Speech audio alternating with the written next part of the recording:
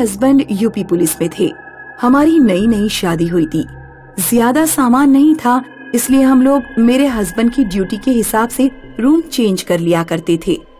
कुछ महीने उनकी पोस्टिंग बरेली रहती तो कभी मुरादाबाद या रामपुर। उस दौरान हम बरेली में रहते थे। मेरे हस्बैंड एक वीक के लिए डे नाइट पर थे। एक शाम को मैं सब्जी और ग्रोसरी का सामान खरीदने थैला लेकर रोड पर निकल पड़ी। नया शहर था मेरे लिए और रोड पर कोई सब्जी वाला नहीं दिख रहा था। चलते चलते मैं एक सुनसान रोड पर पहुंच गई। शायद मुझे किसी से पूछ लेना चाहिए कि सब्जी कहाँ मिलती है। कुछ देर बाद मुंह ढांककर एक औरत आती हुई दिखाई दी। मैंने उसे रोककर पूछा, सुनिए आंटी जी, मैं यहाँ नई हूँ, क्या आप मुझे बता सकती हैं सब्जियाँ कहाँ मिलती हैं? औरत ने अपने चेहरे से साड़ी हटाई तो मैं एकदम से घबरा गई, क्योंकि उस औरत का चेहरा बहुत भयानक था, जैसे उसका पूरा चेहरा जला हुआ हो। यहाँ से कुछ दूर आगे सब्जी मंडी है, इतना कहकर औरत चली गई। पहले मैंने सोचा किसी और से पूछती हूँ, पर मुझे लगा कि थोड़ा आगे जाकर देख ही लेती हूँ, क्या पता मंडी मुझे मिल जाए।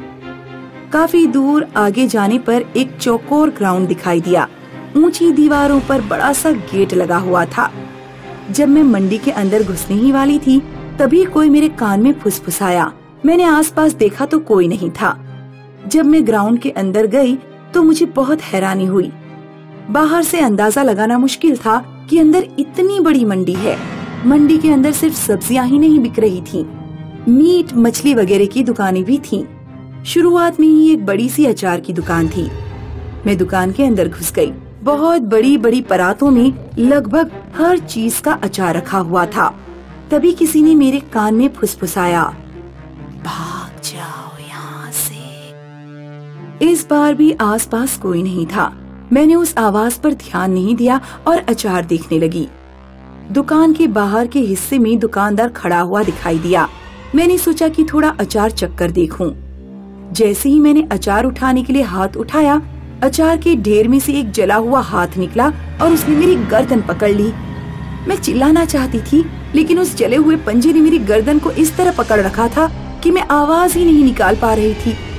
मैंने गर्दन घुमाकर बाहर देखने की कोशिश की तो दुकानदार भी गायब हो चुका था। कोई मदद करो प्लीज। बराबर वाले अचार के ढेर पर चाकू पड़ा हुआ था। मैंने चाकू उठाया और अचार के ढेर से निकले हाथ को काट डाला। तब जाकर उस हाथ ने मेरी गर्दन छोड़ी। मैं तुरंत ही घबराकर दुकान से बाहर निकल गई। मेरा मन कर रहा था कि मैं अपने हस्बैंड को फोन कर दूं या तुरंत ही घर लौट जाऊं, पर पता नहीं किस चीज ने मुझे रोक लिया। मैंने सोचा अब सब्जी खरीद कर ही वापस जाऊंगी। कुछ दूरी पर ही एक आदमी आलू प्याज बेच रहा था। मैंने जल्दी से उससे सामान खरीदा और थैली में डालकर आगे बढ़ गई। कुछ दूर जाने पर मुझे ध्यान आया कि मैंने आलू प्याज वाले को 500 का नोट दे दिया था और बकाया पैसे वापस लेना ही भूल गई। मैं वापस आलू प्याज वाले को ढूंढने पहुंची तो वो वहाँ पर नहीं था। वहाँ एक मटन वाले की दुकान थी। वो कसाई बहुत बुरी तरह से मीट की बोटियां काटने में लगा हुआ था। मेरी हिम्मत नहीं हुई कि मैं उससे कुछ पूछ लूं, लेकिन वो खुद ही मुझसे बोल पड़ा, कहिए मैडम, काट दूं कुछ आपके लिए भी। उसकी हंसी ने मुझे डरा ही दिया। नहीं, कुछ नहीं। ऐसा कैसे हो सकता है? आप यहाँ से खाली हाथ तो जाएंगी नहीं।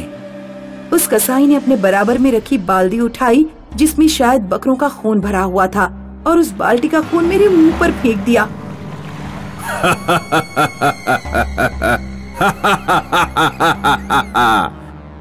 मैं बुरी तरह घबरा गई और सीधे मंडी के बाहर भागी, लेकिन मंडी का दरवाजा बंद था। किसी ने दरवाजे को बाहर से बंद किया हुआ था। दरवाजा खोलो, दरवाजा खोलो। मैंने पलटकर देखा तो मंडी में मौजूद सारे दुकानदार भूत प्रेतों में बदल चुके थे। वे जलती हुई लकड़ियां लेकर मेरी तरफ बढ़ते जा रहे थे। मैंने पर्स में से मोबाइल निकालकर अपने हस्बैंड को फोन किया।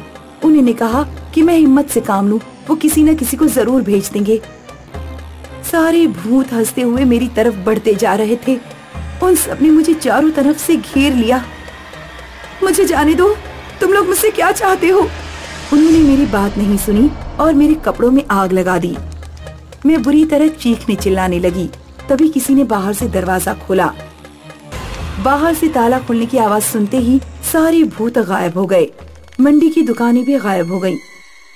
ऐसा लग रहा था कि उस पूरे ग्राउंड में मैं अकेली हूँ। बाहर से 2 पुलिस वालों ने गेट खोला। उन्हें मेरे हस्बैंड ने भेजा था। मुझे यहाँ से लेकर चलिए, यहाँ भूतों की मंडी। देखिए उन्होंने मेरा क्या हाल कर दिया है। मेरे ऊपर खून डाला और मुझे जला भी दिया। मैडम, आपके ऊपर ना तो खून है और ना ही आप कहीं से जली हुई हैं। और आप यहाँ इस मैदान में अब क्या कर रही हैं? यह मैदान पिछले 5 सालों से बंद है। पहले कभी यहाँ मंडी लगा करती थी, लेकिन एक बार मंडी में आग लग गई। दिवाली का त्योहार था, मंडी में बहुत भीड़ थी। मंडी में भगदड़ मच गई और कई औरतें और बच्चे कुचलकर मर गए। बहुत सारे लोग जलकर मर गए। चलिए हमारे साथ। लेकिन मैंने यहाँ से सब्जी खरीदी थी, ये देखिए। मैंने थैले में हाथ डालकर सब्जी बाहर निकालनी चाहिए, लेकिन थैले में कुछ भी नहीं था। फिर मैंने अपना पर्स चेक किया। 500 का नोट मेरे पर्स में ही पड़ा हुआ था। मेरे पास कोई सबूत नहीं था कि मैं साबित कर सकूं कि मैंने यहाँ मंडी देखी थी। रूम पर पहुंचकर सबसे पहले मैंने खुद को शीशे में देखा तो कोई खून का निशान नहीं था, ना ही मैं कहीं से जली थी। आज तक मैं किसी को उस घटना के बारे में यकीन नहीं दिला पाई, अपने हस्बैंड को भी नहीं। लेकिन मैं उस घटना को अपने दिमाग से कभी नहीं निकाल पाई। अब मुझे किसी भी शहर की मंडी में जाते हुए बहुत डर लगता है। रमन राधेपुर गांव में नया आया था, लेकिन ये क्या 8 बजे के बाद उसे पूरा गांव शांत दिखता। ना कोई घर से बाहर निकलता, ना गलियों में रोशनी होती। अरे ये कैसा अजीब सा गांव है। शाम को तो सुहानी हवा चलती है, आग जलती है, महफिलें जमती हैं। यहाँ शाम को ही सुनसान हो जाता है। अरे भैया सो जाओ, यहाँ का रिवाज नहीं है इन सब का। पता नहीं क्या गांव के बारे में। रमन कुछ पूछता इससे पहले ही वो पड़ोसी दरवाजा बंद कर लेता है। रमन कुछ समझ नहीं पाता है, लेकिन करता भी क्या, तो वो भी खुद को कमरे में बंद कर लेता है। अगली रोज। अरे चाचा, ये बताओ कि क्या बात है? अरे पूरा का पूरा गांव रात में ऐसे सो जाता है जैसे कि शमशान घाट। अंदर क्यों चला जाता है ये गांव शाम के बाद से? अरे जीते जी शमशान में ना चले जाएं, इसीलिए तो सब घर में बंद हो जाते हैं। ये गांव 8 बजे के बाद से भूतों के हवाले हो जाता है। रात को जो भी बाहर निकला वो उसे मार देते हैं। कई लोगों की लाश पेड़ पर टंगी मिलती है। ओह, ये क्या बात होती है? मैं नहीं मानता। पुलिस वाले क्या करते हैं? तभी एक औरत वहाँ आती है। पुलिस क्या करेगी भूतों का? उन्हें क्या पता कि किसकी सरकारी नौकरी है और किसकी नहीं। अरे पुलिस वाली की बीवी हूँ मैं तो न जाने दूँ उसे ड्यूटी पर। लाओ चाचा, चीनी तोलो। रमन ठान लेता है कि वो पता लगा कर ही रहेगा कि गांव में भूतों के राज का क्या माजरा है। एक रात वो धीरे से अपनी खिड़की का पर्दा खोलता है तो सामने उसे बिना सर वाले लोग घूमते दिखते हैं। अरे ये क्या, बिना सर वाले लोग? ये कैसे हो सकता है? ये तो पॉसिबल ही नहीं है। रमन जल्दी से अपनी खिड़की का दरवाजा बंद कर देता है, लेकिन आवाज इतनी तेज होती है कि एक भूत उसे देख लेता है और उसका दरवाजा खटखटाने लगता है। हे भगवान, ये मैंने क्या किया? खुद के पैरों पर कुल्हाड़ी मार ली। ना बाबा ना, हे भगवान मुझे बचा लो। लेकिन भूत रमन का दरवाजा जोर जोर से खटखटाने लगता है।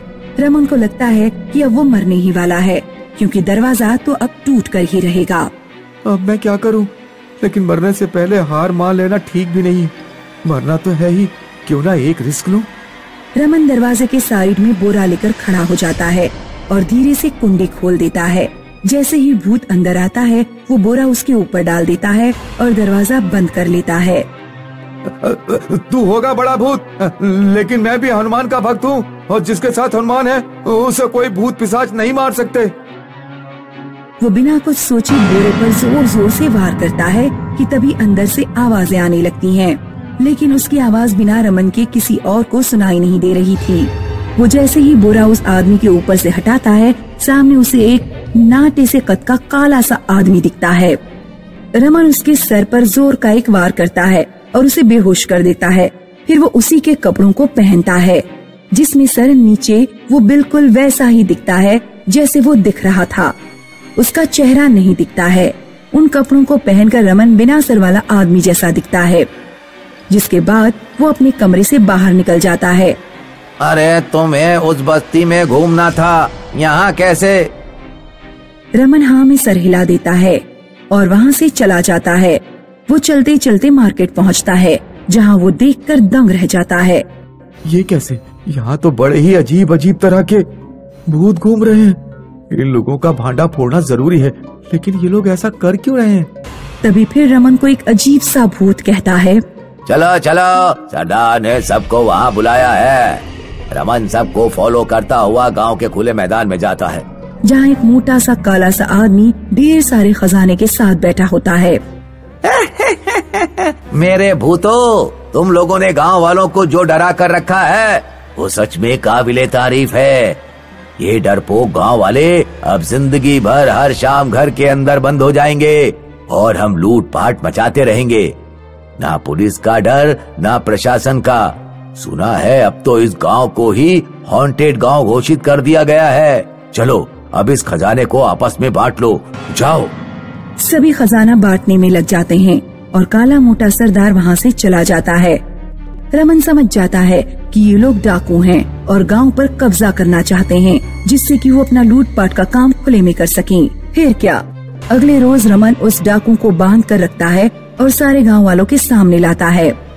बोलो, बताओ गांव वालों को कि तुम कौन हो और ये काम क्यों कर रहे हो? मुझे माफ कर दो, मुझे कुछ नहीं पता।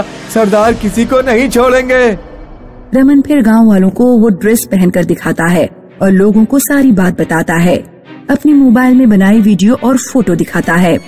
ये तो बहुत बड़ा खेल हो रहा था हम लोगों के साथ, लेकिन रमन भैया आप तो बहुत बहादुर निकले। हनुमान जी का जो भक्त हूँ। अब ये सोचो कि इसे खत्म कैसे करना है। पुलिस को बोलकर फोर्स मंगवानी पड़ेगी रात में। अरे क्यों पुलिस, हम पूरे गांव वाले ही काफी हैं। रात को हर घर से एक मर्द बाहर आएगा और इन भूतों की बैंड बजाएगा। होता भी वही है। रात को सारे गांव वाले तय कर बाहर आते हैं और एक एक भूत का भूत उतारते हैं। गांव फिर से शाम को गुलजार हो जाता है।